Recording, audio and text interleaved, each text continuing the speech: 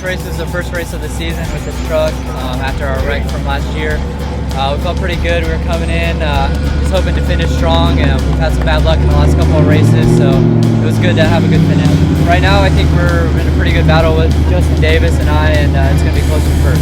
I think we won, but for some reason during the race, there was a yellow flag. We checked up, went around it slow, got back on it, and they said we were supposed to stop. They pulled us in for 10 minutes. They finally agreed to let us back on the track, and with corrected time, I think we still caught the leader. You know, all in all, it was a good weekend. All the cars made it. Getting ready to go to the Mint.